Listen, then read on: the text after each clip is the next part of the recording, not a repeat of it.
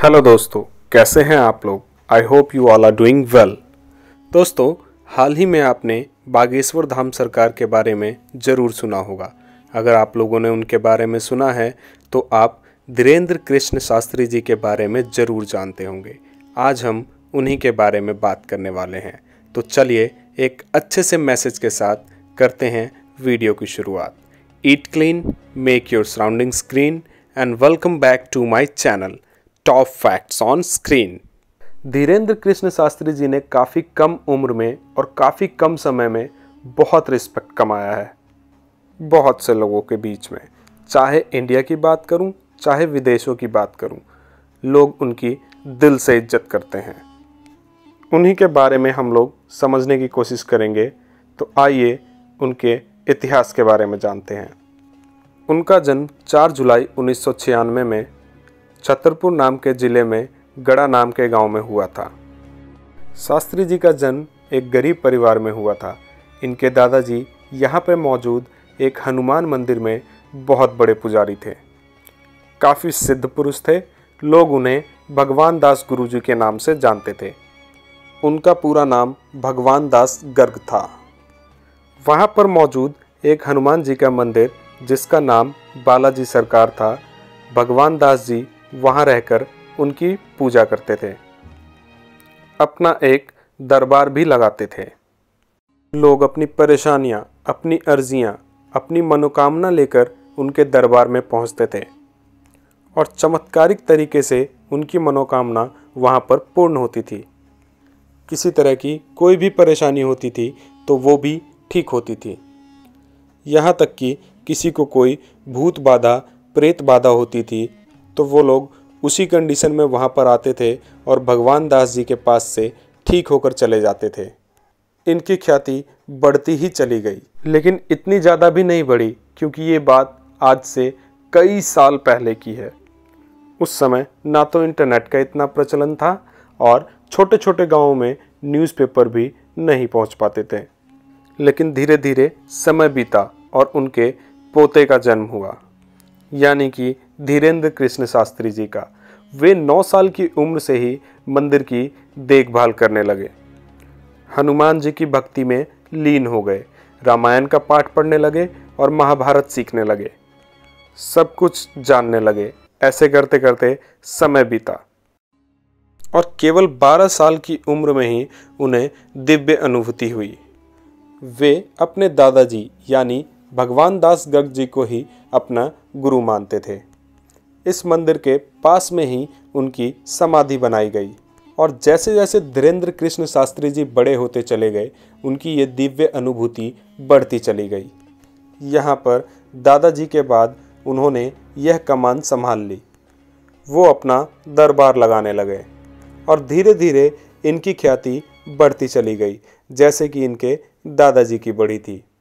धीरेन्द्र कृष्ण शास्त्री जी के दरबार में कई सारे लोग अपने मन की मनोकामना लेकर अर्जी लगाने पहुंचते।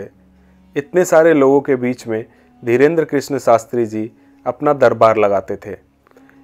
किसी को बिना जाने वो भीड़ में से किसी का भी नाम ले लेते और उसे अपने पास बुलाते और सामने वाले को कुछ कहने भी नहीं देते थे और उसके बिना कुछ कहे ही वो उसकी परेशानी एक बोर्ड में लिख दिया करते थे और फिर चमत्कारिक तरीके से उससे पूछते थे कि बताओ तुम्हारी क्या परेशानी है। धीरेन्द्र कृष्ण शास्त्री जी सामने वाले की परेशानी के साथ साथ उसका निवारण भी लिख दिया करते थे। साथ ही साथ वो उसके माता पिता और उसके रिश्तेदारों का नाम भी लिख देते थे और जब सामने वाला अपनी परेशानी बताता तो वो वही परेशानी बताता था जो शास्त्री जी पहले से ही उस बोर्ड में लिख चुके हैं। कमाल की बात तो ये है कि शास्त्री जी अपने इस दरबार के लिए किसी से 1 रुपया तक नहीं लिया करते। कई सारे लोग, सैकड़ों से हजारों तक की ये लिस्ट पहुंची, यहाँ पर पहुंचते और अपनी मनोकामना पूर्ण करवाकर वहाँ से जाते। बागेश्वर धाम दरबार में जब लोग आते हैं तो वो एक लाल कपड़े में नारियल को लपेटते हैं। यहाँ पर जो बालाजी सरकार का मंदिर यानी बजरंगबली का जो मंदिर है उसकी 21 परिक्रमा करते हैं और उसके बाद उस लाल कपड़े में नारियल को बांध दिया जाता है।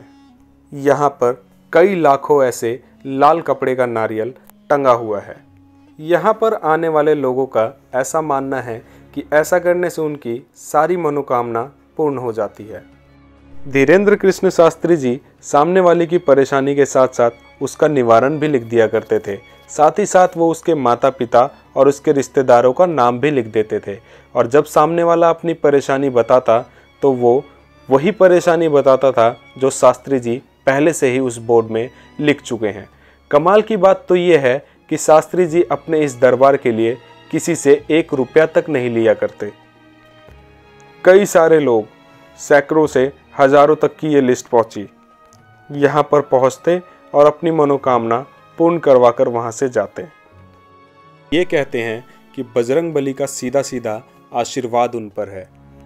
बाबा जी का ये भी कहना है कि एक दिव्य सैनिक हमेशा उनके साथ रहता है, और किसी को भी भूत बाधा जैसी कोई परेशानी होती है तो ये सैनिक उनके बताने के अनुसार ही ये काम करता है और सामने आए हुए भक्तगण की परेशानी को दूर कर देता है।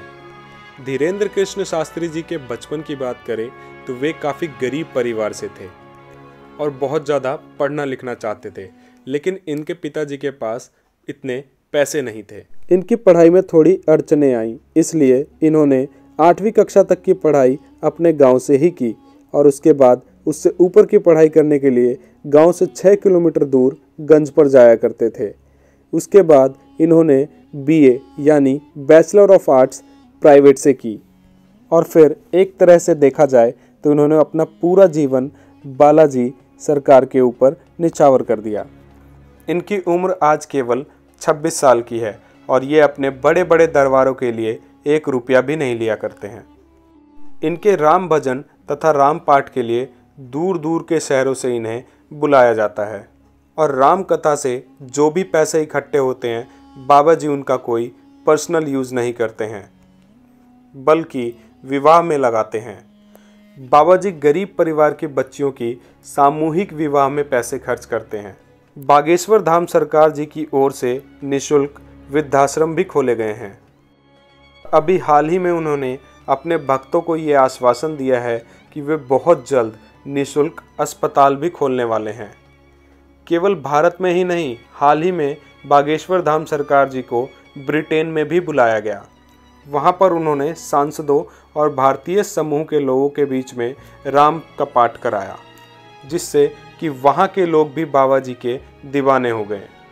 यहाँ पर काफ़ी सारे ऐसे मीडिया एजेंसी वाले लोग हैं, काफ़ी सारे ऐसे न्यूज़ रिपोर्टर हैं जो कि अपना भेष बदलकर बागेश्वर दरबार में पहुँचे, बाबा की पोल खोलने की कोशिश की, लेकिन यकीन मानिए दोस्तों, एक ही झटके में बाबा की नज़रों ने उन्हें पकड़ लिया।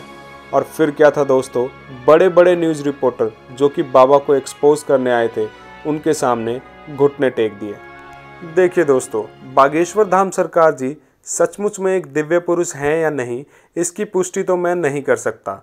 एक चीज़ मैं पूर्ण विश्वास के साथ कह सकता हूँ कि बागेश्वर धाम सरकार एक बहुत ही नेक दिल इंसान है, और ये आज के रंगीले मिजाज के बाबा की तरह नहीं हैं, जैसे कि राम रहीम और आशाराम बापू, और अन्य कई बाबाओं के नाम भी इसमें शामिल है।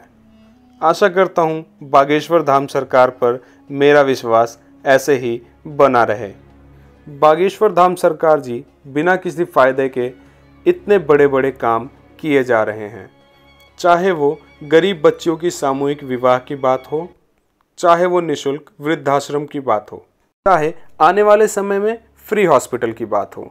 बागेश्वर धाम सरकार जी बहुत ही नेक कार्य कर रहे हैं, और शायद यही कारण है कि उनकी इज्जत लोगों के दिलों में बढ़ती जा रही है। दोस्तों, आपकी क्या राय है कमेंट सेक्शन में ज़रूर बताइएगा। अगर वीडियो को यहाँ तक देखा है तो इसे लाइक ज़रूर कीजिएगा, और मेरे इस channel top facts on screen को सब्सक्राइब करना बिल्कुल भी ना भूलें। Thank you for watching this video. Stay tuned.